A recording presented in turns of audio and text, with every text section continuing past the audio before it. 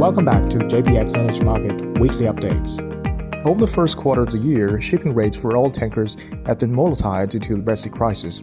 Fluctuations in freight rates could influence the overall profitability of oil traders and affect pricing strategies adopted by producers, refiners, and traders.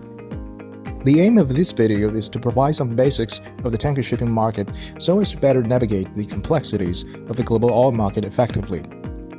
All tankers come in various sizes. Generally accepted commercial classification on a scale of the AFRA system divides the tanker by size into the following categories. The biggest in size being a usual large crude carrier or ULCC, followed by very large crude carrier or VLCC. These tankers can take up to 3 and 2 million barrels of crude oil per shipment respectively. The smaller vessels on the AFRA scale, the general purpose and medium-range tankers, are commonly used to transport cargoes refined petroleum products over relatively shorter distances. A ship owner chartering his vessel to a customer is paid freight. Tanker freight rates, as you may often hear, are typically quoted using various pricing mechanisms and terms depending on the type of charter agreement. There are several commonly used contract types for freight rates between ship owners and charterers. A brief description of each of them is summarized in this table. On a voyage charter, vessels are hired to carry cargo from the load port to a discharge port at an agreed freight rate. The owner bears all costs in a voyage charter contract. Voyage charter freight rates in the tanker industry are generally settled on the basis of world scale rate.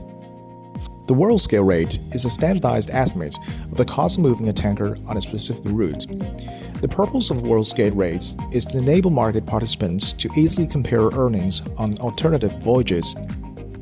The rate calculations, which are made in US dollar, are per ton for full cargo for a standardized vessel based upon a round voyage using the underlying mentioned factors. The resulting freight rate is effectively the break-even rate for the particular vessel and voyage, and it's known as the world scale 100 or the flat rate. The freight rate for a given ship and voyage is normally expressed in a percentage of that flat rate and is supposed to reflect the freight market balance at the time of fixing. For example, world scale 150 would mean 150% of that rate, and world scale 50 would mean 50% of that rate. Characteristics for different routes vary, and thus exists a unique flat rate for an array of oil routes. These flat rates are revised and updated annually by a world scale panel. On a time charter, vessels are chartered for a fixed period at a set of high rate. Ship owners pay for the OPEX, while charterers cover fuel costs and other voyage expenditures. In practice, traders find that differences in charter parties make it difficult to compare freight rates directly. Freight rates are therefore usually quoted on a time charter equivalent basis to facilitate comparisons across periods, trading routes, and ship owners' performance, despite the changes in mix of charter types.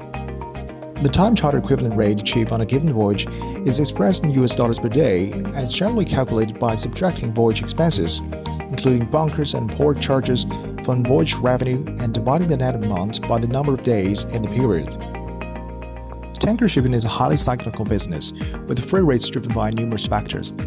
Historically, there's been a visible degree of seasonality in the tanker market, as freight rates have tended to perform better during the first quarter and the fourth quarter of a calendar year when seasonal oil demand picks up. In the medium to long term, vessel supply and oil demand are the main drivers. Tanker freight rates are known for their high volatility, which can be attributed in part to the low elasticity of supply, as the expansion of fleet capacity in the shipping industry requires significant time and investment. A tanker market cycle generally begins with an oversupplied market where too many ships depress in earnings, and therefore the capital flows out of the sector. When ships are removed from the fleet, owners earn more profits. When the market eventually recovers and seems profitable, ship owners again tend to overorder new buildings, so that the cycle of movement continues. These cycles vary in length, but generally take 3 to a decade or more years to complete. Okay, that's all we have for this week. Welcome back next week.